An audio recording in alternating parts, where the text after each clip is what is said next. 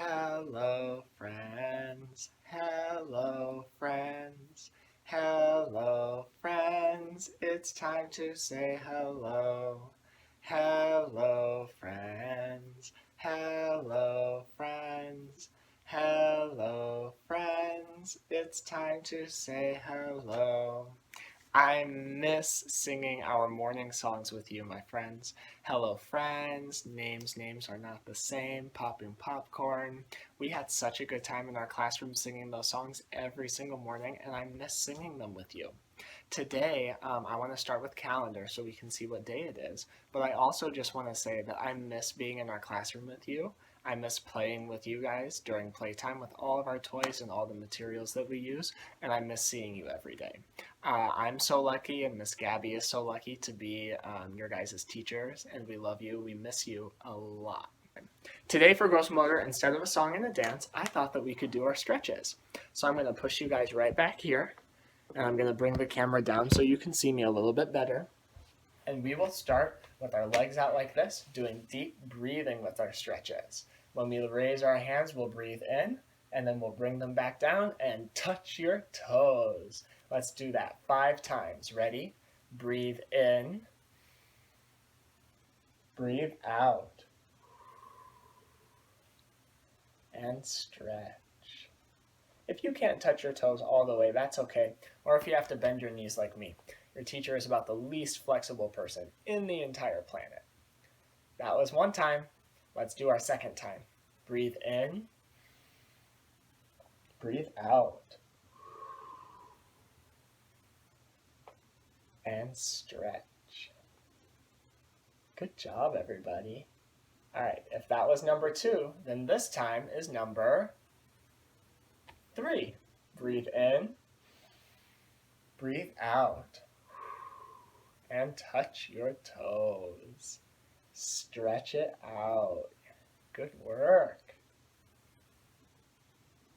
If that was number 3, this is number 4. Breathe in. Reach up super tall. And breathe out. Touch your toes.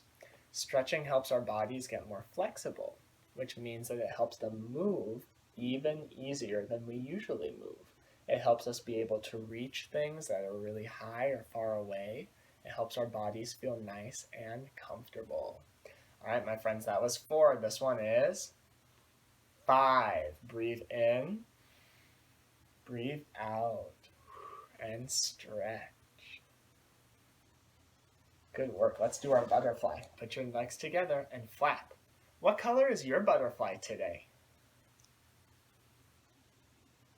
I think my butterfly is blue and purple. Flap your wings. Good work, my friends. Now let's take our baby in our right leg. Rock your baby. Rock your baby. Give him a kiss. Say goodnight, baby. Put him in his, well, we know the better word is not bed, it is, what's a bed for babies? A crib. Put him in his crib. And then turn and walk away. This stretches out our backs and our legs so they can move nice and easy and be flexible. Take your other baby in your left leg. Rock your baby. Give your baby a kiss. Say goodnight, baby. Put him in his crib and turn and walk away. Stretch out your back. Stretch out your legs.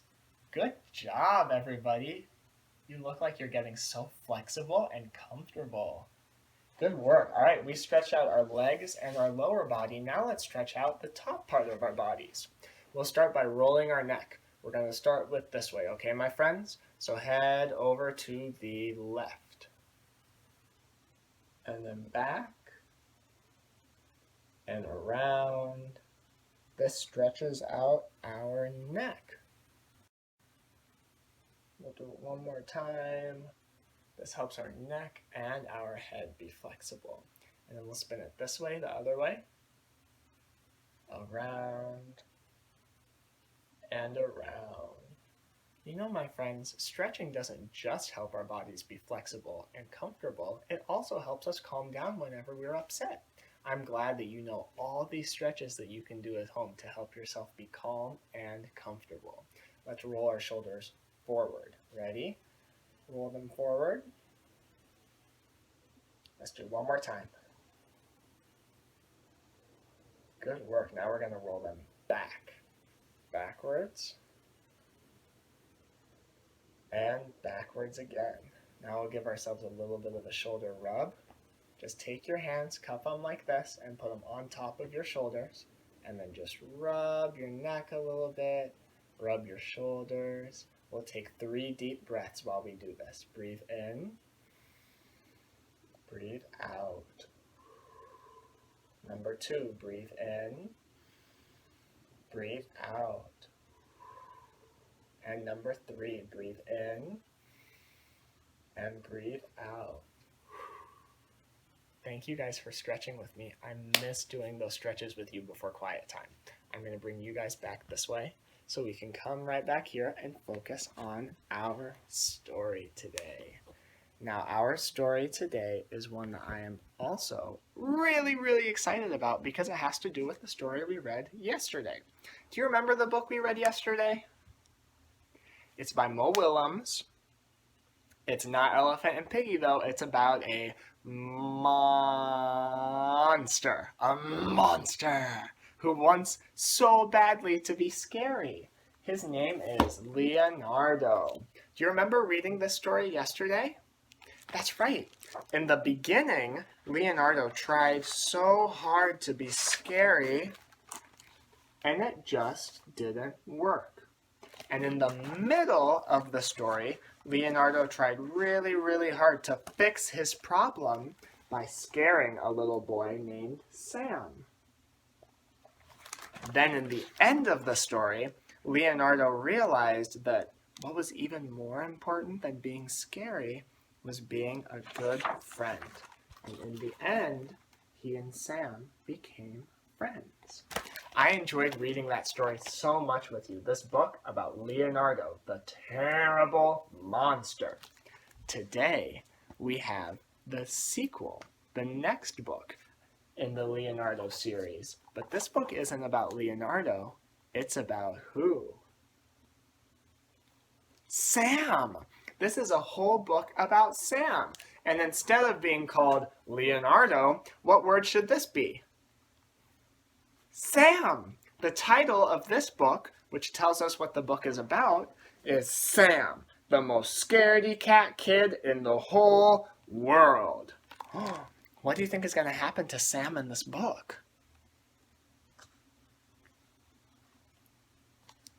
That's a good prediction about what will happen. I guess we'll have to read it and see if your prediction is correct. While we read, let's think about the beginning, middle, and end. When does Sam find his problem, try and fix his problem, and finally, in the end, make his problem go away? Let's see. Sam, the most scaredy-cat kid in the whole world, by Mo Willems. Sam was the most scaredy-cat kid in the whole world. What do you think scaredy-cat means?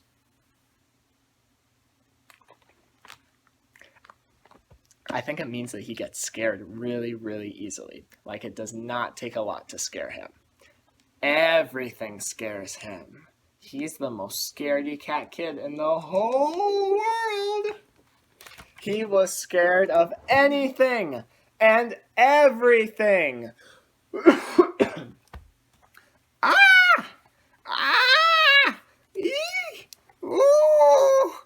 Everything, even cutie puppies, made him scared.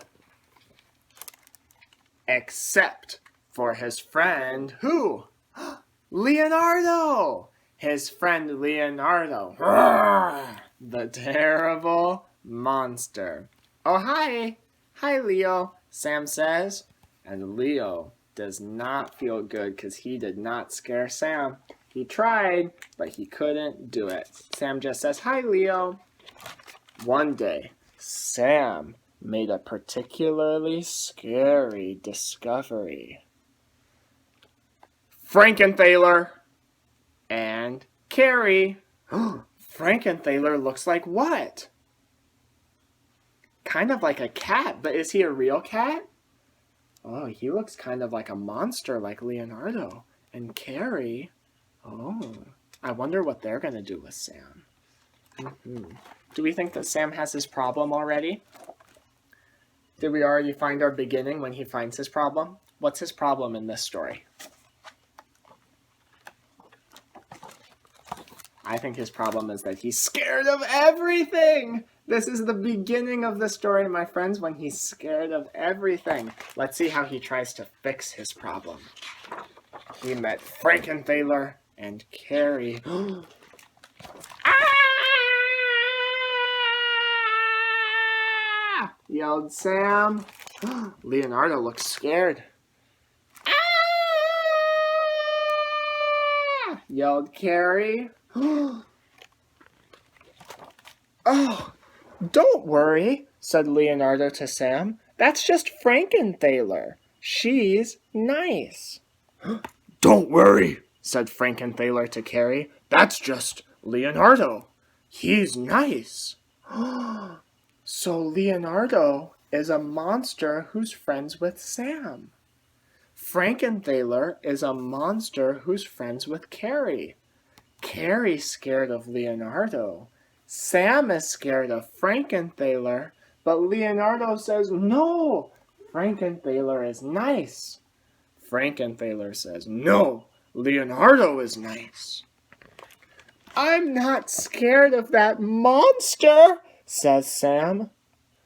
I'm scared of that kid, said Carrie. Which kid is she talking about? Sam. Ah! Said Sam. Ah! Said Carrie. Something had to be done. So, the monsters made a big decision. Now it looks like the middle, where Leonardo and Frankenthaler are trying to fix their problems. They're thinking, do you see them thinking? And Leonardo's going, Just like in the middle, in our drawing right over here, see? They're thinking, about how to fix their problems. It's the middle of the story. How to fix their problems. They left. Okay, figure it out, they said. Huh? The kid said.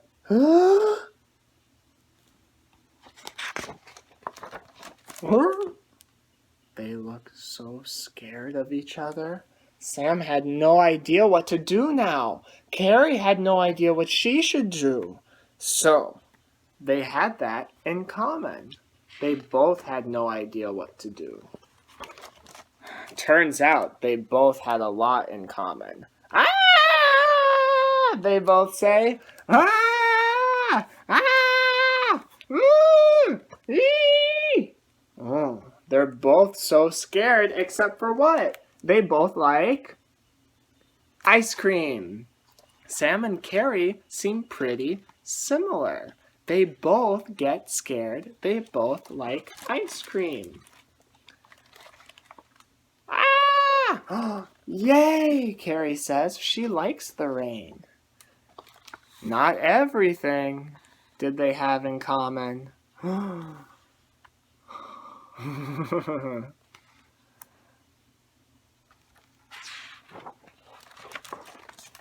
It was confusing for both of the scaredy cats. So Sam made a big decision. So did Carrie. When Leonardo and Frankenthaler came back, the scaredy cats were gone. Where do you think that they went? I don't know. Huh? Huh? Frankenthaler says. Hee hee hee hee. Shh. What's going on down here? Surprise! They said. Oh! They scared their monsters. And they were replaced by 2 new friends. Of course, Leonardo and Frankenthaler were surprised. Ha ha ha ha ha, Sam and Carrie say. They were also delighted. All 4 friends ran and tried to scare each other. Hee hee hee hee hee hee, says Carrie. Roar, says Frankenthaler. They all ran away and played together. The end. That's right. All my friends solved their problems. Sam and Carrie solved their problems by... Well, first let's establish what their problem was. Originally, Sam and Carrie were what? They were scared of each other in the beginning. But how did they fix their problems? They learned more about each other, and they became what? Friends. They became friends. They fixed their problems in the end by being friends. And Leonardo and Frankenthaler fixed their problems by being friends too, and helping out their friends. We had our beginning when all the friends were scared of each other, our middle when they thought about how to fix their problems. Here's our picture of the monsters thinking about how to fix their problems in the middle. Here's our picture of the kids thinking about how to fix their problems in the middle. And in the end, they did fix their problems by being friends. The end. Thank you for the story. Thank you very much. Woohoo! I enjoy that book a lot, my friends. I think it's fun because it kind of models the same thing that happens in Leonardo. Sam starts out being scared, but in the end, he learns how to make a new friend. That's right. Another fun book by Mo Willems, my friends. Now today, for our parent activity, we are going to do the subitizing activity from last week. If you remember, I think that it was last Monday or last Tuesday, which would be either the 23rd or the 24th of March. I gave pretty detailed instructions on how to do a subitizing activity for math with kids, whereby you cut a sheet of paper into quadrants, into fourths, and then draw different dots, different numbers of dots on each page. So you have a little card with 2 dots, you have a little card with 1 dot, you have a little card with 3 dots. This helps kids learn how to subitize, which, if you'll remember, is when they recognize a certain quantity immediately. So if they can just look at the card with 3 dots and say, oh, that's this many. Or if they can just look at the card with 2 dots and just say, oh, that's this many. We use our subitizing cards to help them learn how many without having to count them. Just like how you could look at 2 dots and say, oh, that's 2. We want them to be able to do that too. For this activity, after you've already made the dot cards, so maybe you could make 5 or 6 dot cards with, and every single one has a different number of dots ranging from 1 dot to 5 dots. Or you can use the dots that you made last week for this activity. Then get a huge pile of toys and have them, first off, subitize the dot. So tell you how many dots are on the card. Then set the card down on the table and help them count out however many toys are on the card. So if there's 2 dots on the card, you set the card down and you help them count out 1, 2 toys and put the toys down on the dots. Then you help them count one more time. 1, 2 toys. Then you'll put that card away. Then you'll get a new card that maybe has 3 dots on it. So then you'll show them the card. You'll say, how many are here? Show me on your fingers. They'll show you 3. You can count 1, 2, 3. Then you put the dot down, and then you help them count out toys to put on the dot. 1, 2, 3 toys. Then you'll count them one more time. 1, 2, 3. Then you'll put that card away and you'll get another card. So this helps kids with so many different math-related concepts. It helps them subitize. It helps them learn their numbers and counting. It helps them understand that each number is related to a specific quantity of things that they have to count out and grab. So you can do you can do that anytime, but then in days after today, you can even just use the dots if you don't want to use the toys. It's just a quick little game to play with kids. How many dots do you see? Show me on your fingers. How many dots do you see? Show me on your fingers. And they will practice all the different ways to make numbers on their fingers, and they'll learn how to recognize all those different quantities in a quick way and instantly. If you need more detailed instructions on the activity, I gave really detailed ones with practice dot cards last week in the video that I mentioned. So that would either be the 23rd or the 24th. You can go back and look at that video. But I hope I explained it good enough to be able to do it again today. Dot cards, just a bunch of different cards that you cut out where you just draw different dots, lots of different numbers of dots on each card. So dot cards, showing them to kids and having them tell you how many dots, and then counting out toys to set on the dot card. So it's really a 3-step game. And you can do that whenever you want. It's always a good activity for kids, and they think that it's really fun. So I hope that you guys enjoy that. I hope you enjoyed the video and the story, and I will talk to you guys on Monday, remember, because today is Friday. So the last video for this week, I will talk to you again on Monday. Have a great weekend, guys, and I'll see you soon.